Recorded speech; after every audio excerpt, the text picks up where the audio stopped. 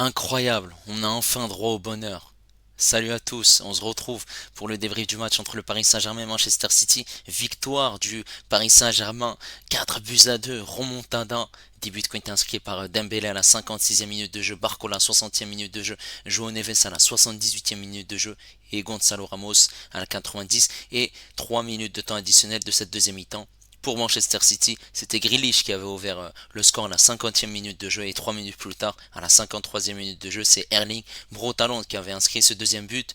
Merci aux personnes qui étaient présentes avec moi en live pour suivre ce match. N'hésitez pas à liker et à vous abonner si vous êtes nouveau.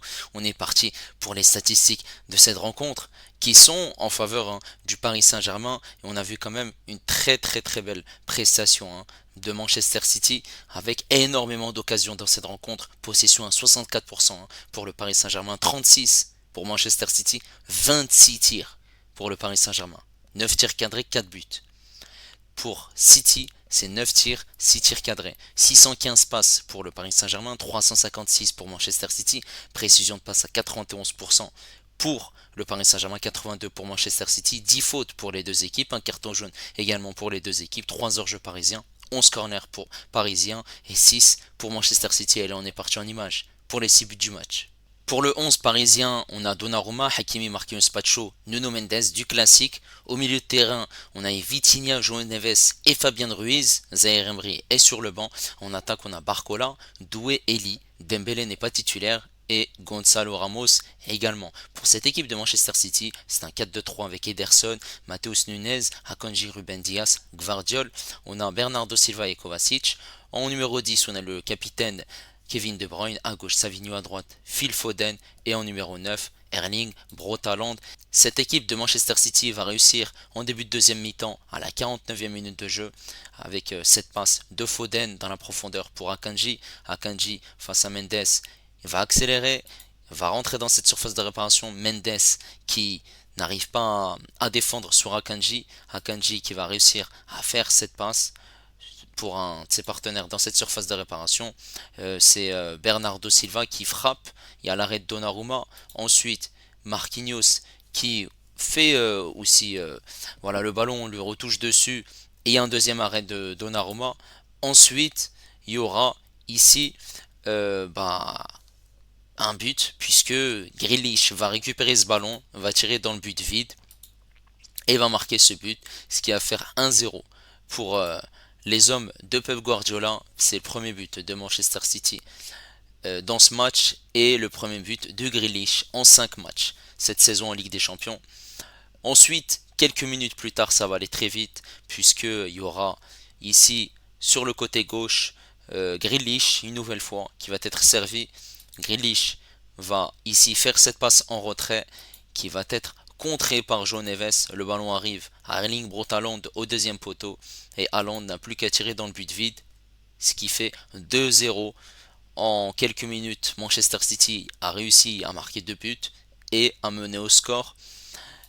La joie de Haaland, les Parisiens ne vont pas rester longtemps menés au score puisque on va voir ici Barcola qui va essayer de dribbler Nunez. Il va accélérer et il va prendre la profondeur, il va emmener le ballon et poursuivre un énorme sprint. Il va rentrer dans cette surface de réparation, lever la tête, faire cette passe à Dembélé. Dembélé sans contrôle, frappe, marque, surprend le portier brésilien Ederson, et ce qui permet au Paris Saint-Germain de revenir dans cette rencontre. Voilà, le pouce levé pour Dembélé qui félicite Barcola pour cette passe décisive et le but magnifique. Bravo pour Dembélé. Et ensuite, quelques minutes plus tard, on aura un corner qui va être joué par les Parisiens. Doué, qui est à l'entrée de surface de réparation, va frapper. Sa frappe va heurter la barre transversale. Le ballon va revenir. Et c'est Barcola qui traînait dans cette surface de réparation qui va frapper. Le ballon va toucher le poteau, puis rentrer, ce qui permet au Paris Saint-Germain de revenir dans cette rencontre. Ça fait désormais 2-2. La joie de Barcola qui est très content et qui a réussi à être décisif en quelques minutes par une passe décisive et un but. Et ensuite, il faudra attendre la 77e minute de jeu avant d'avoir un autre but, un coup franc qui va être tiré par Vitinha. Vitinha est on aura un autre Portugais, João Neves, qui va reprendre ce centre, marquer de la tête ce but. Ederson qui est surpris. Et ça fait désormais 3-2 pour le Paris Saint-Germain. Les joueurs parisiens qui sont contents et qui célèbrent autour de João Neves ce troisième but. Et ensuite, en fin de match, dans le temps additionnel, voilà, on va être à la 92e minute de jeu. Ici, Gvardiol qui est au duel avec Hakimi. Gvardiol va toucher le ballon, va la remettre dans la direction de Manchester City.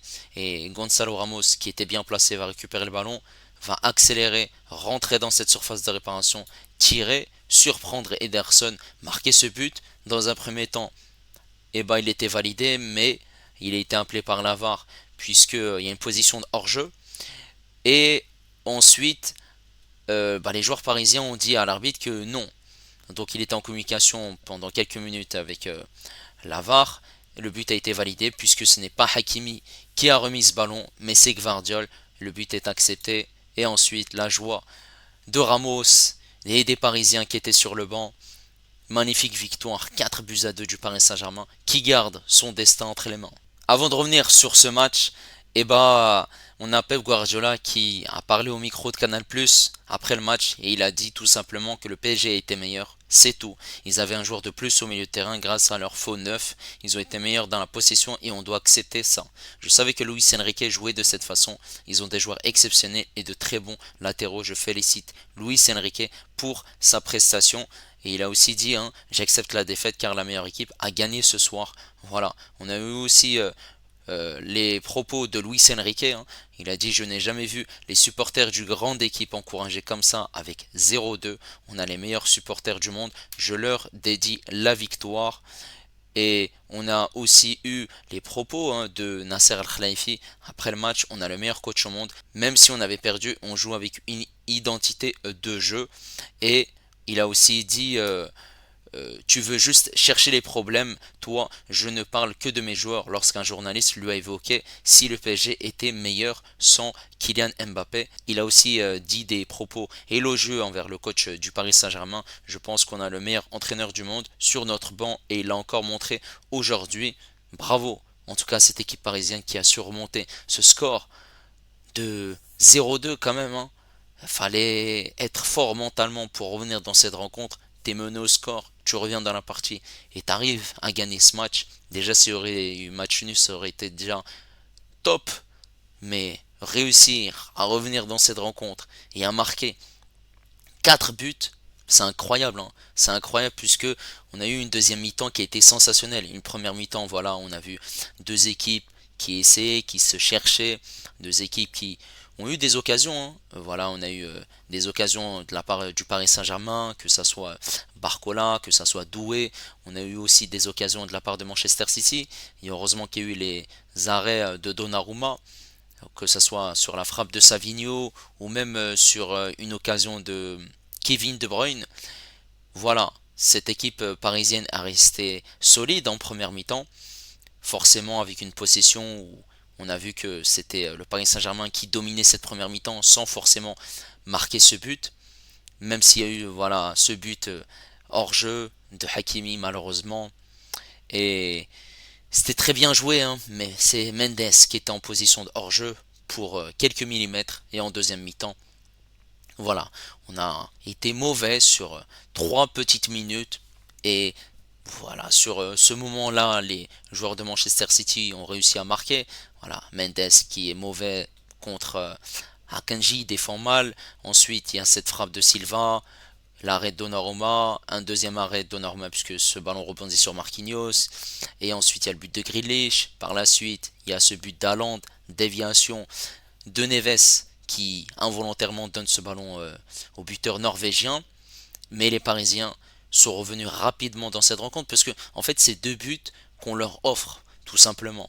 Grealish qui frappe, l'autre qui est tout seul, alors que Barcola qui met une accélération, qui fait cette passe en retrait pour Dembélé sans contrôle, magnifique. Ensuite il y a ce deuxième but où Doué met une très très très belle frappe qui heurte la barre transversale et à la frappe de Barcola. Et ensuite, voilà, on a cette équipe parisienne qui continue à attaquer. On a cette équipe de Manchester City qui essaie aussi d'attaquer, mais on voit que pour Manchester City ça commence à devenir plus compliqué.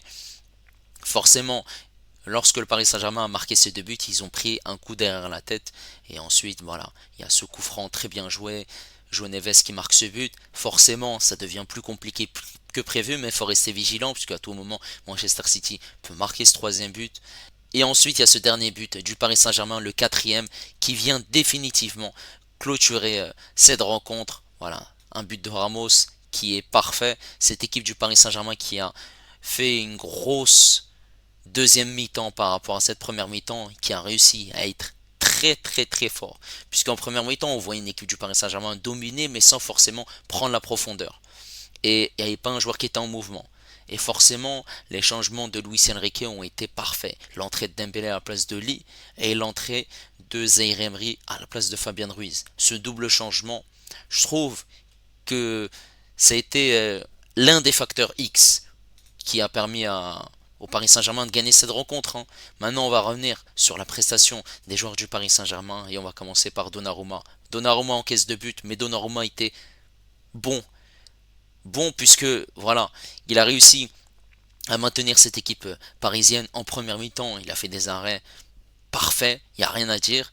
En deuxième mi-temps, sur le premier but, bah, il fait un double arrêt, après il peut rien faire. Et sur le deuxième, bah, c'est pas de sa faute puisque c'est un joueur parisien qui remet le ballon et qui donne ce but à Haaland, hein, clairement.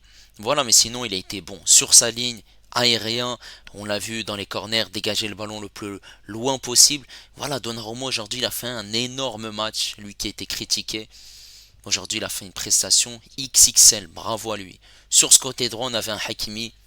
Hakimi a fait un top match. Hakimi qui n'était pas là depuis deux rencontres, contre Espali et contre Lens. Et aujourd'hui, magnifique. Il a marqué un but, malheureusement refusé. Mais quelle activité de Hakimi qui montait très haut, qui essayait par la passe, par le centre, de trouver une solution. Il a tiré aussi, hein, à deux reprises pour essayer de trouver, voilà, une solution. Et ça a apporté du danger en deuxième mi-temps. C'était largement mieux avec Dembélé forcément sur ce côté droit. Et on voyait beaucoup de combinaisons entre les deux joueurs. Top rencontre de la part de Hakimi. Cette charnière centrale, Marquinhos Pacho, a été parfaite. Ils ont très bien défendu. Après les deux buts, voilà, c'est des erreurs bêtes qu'on a données à l'adversaire, clairement. Cette charnière centrale a été très très forte. Dans l'impact physique, dans les duels, dans l'agressivité, on voyait aussi les défenseurs chercher haut par moment les joueurs de Manchester City. On voyait un Marquinhos monter très haut au milieu de terrain pour essayer de déstabiliser ces joueurs de Manchester City. Non, il n'y a rien à dire, ça a été parfait. Côté gauche, Mendes. Mendes, bah, il était très fort. En deuxième mi-temps par rapport à la première, en deuxième mi-temps, il a été excellent. Voilà, il a apporté beaucoup d'accélération, beaucoup de fougue, de percée, de vivacité. Pas mal de centres, hein, sur son côté. On l'a vu très haut, hein, apporter pas mal de combinaisons, de centres. Et on a vu un Mendes qui a été aussi solide défensivement pour ne pas se faire manger dans son dos. Bravo à lui qui a fait une top performance. Au milieu de terrain, Vitinha, performance incroyable. Vitinha qui ressortait le ballon proprement, qui a été pertinent dans les petits espaces, pertinent aussi pour aller vers l'avant. Il fait cette passe décisive sur ce coup franc qui a mis le but pour João Neves. Bravo, bravo, Vitinha était performant. Voilà, il est en numéro 6. On se prive de sa patte pour être bon dans les 16 derniers mètres puisqu'il marque des très très bons buts, hein, dans cette zone-là. Mais il a été excellent malgré le pressing de la part de Manchester City. Bravo. Ensuite, on a eu Fabien Ruiz qui a joué une mi-temps. Fabien Ruiz, j'ai trouvé qu'en première mi-temps, voilà, il n'a pas été mauvais, mais il n'a pas été incroyable, hein. Fabien Ruiz a eu quelques occasions, mais on ne le voyait pas déstabiliser. C'était plutôt faire la passe, essayer de trouver des solutions. Voilà. C'est pour ça qu'il est sorti remplacé par Zaïre Emery. J'ai trouvé que Zaïre Emery apportait un peu plus d'intensité, de l'envie. Lorsqu'il avait le ballon, il le portait vers l'avant, il servait un de ses partenaires. Voilà, top rentrée de la part de Zaïre Emery. Et João Neves. Quel joueur! Mais quel joueur João Neves qui marque! en Ligue des Champions son premier but avec le Paris Saint-Germain. Et il me semble même que c'est son premier but avec le Paris Saint-Germain. Bravo, homme du match. Il marque ce but, mais il était partout. Dans l'agressivité, dans l'impact physique, il récupérait des ballons, il partait vers l'avant. Non, il a été excellent dans tout ce qu'il a fait. Voilà, il a été aussi pertinent dans ses déplacements, l'intelligence de jeu qu'il a pour être bon dans le dernier geste. Voilà, il a eu des occasions. Non, ça a été une prestation incroyable hein, de la part de João Neves qui est très très jeune, hein. C'est un joueur qui a encore une grande marge de progression. Un joueur qui a 20 ans, hein, il me semble. Voilà, voilà, 20 ans. Et forcément, ça fait énormément plaisir. Et en attaque, Lee qui a joué une mi-temps, Lee qui voilà, n'a pas montré une grande première mi-temps, qui jouait voilà, à gauche, à droite, qui essayait de trouver des solutions. Et c'est pour ça qu'il a été remplacé par Dembélé. Mais Dembélé, l'entrée qu'il a fait, c'est une entrée fracassante. L'entrée qu'il a fait, c'est une entrée fracassante d'un tueur en série qui est là pour te mettre ce but, qui permet au Paris Saint-Germain de revenir à 2 buts à 1. Et aussi d'être bon dans les coups de rein, dans les accélérations. Et on voyait que cette équipe du Paris Saint-Germain avec Dembélé, c'était plus du tout la même. Elle arrivait à déstabiliser cette équipe de Manchester City et c'était plus compliqué que prévu. Très très bon coaching de la part de Luis Enrique. Sur le côté gauche, Barcola, qui en première mi-temps, on le voyait par moments, voilà, être bon dans les placements, mais ne pas tenter des dribbles pour déstabiliser ces joueurs de Manchester City et rentrer dans cette surface de réparation pour essayer de marquer ou de provoquer. Et en deuxième mi-temps, on a vu un autre visage de Barcola. Un autre visage de Barcola. Oui, il a été incroyable. L'accélération qu'il fait, le sprint pour faire cette passe en retrait pour Dembélé. Il y a ce but qui arrive juste après. Il se retrouve dans cette surface de réparation. Il marque. Quelle prestation de Barcola qui a été pertinent. Et ensuite, il a essayé d'accélérer, de provoquer. Il a eu d'autres situations où il aurait pu faire largement mieux. Non, il y a une grosse différence entre la première et la deuxième mi-temps. Incroyable. Et il y a eu Doué en faux numéro 9. Doué, je l'ai trouvé en première mi-temps largement mieux que Barcola, puisqu'on le voyait provoquer, essayer d'attaquer, de proposer, d'être en mouvement.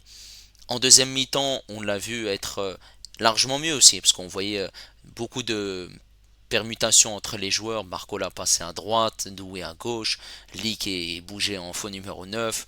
Voilà, ça bougeait énormément. Et Doué a été incroyable aussi.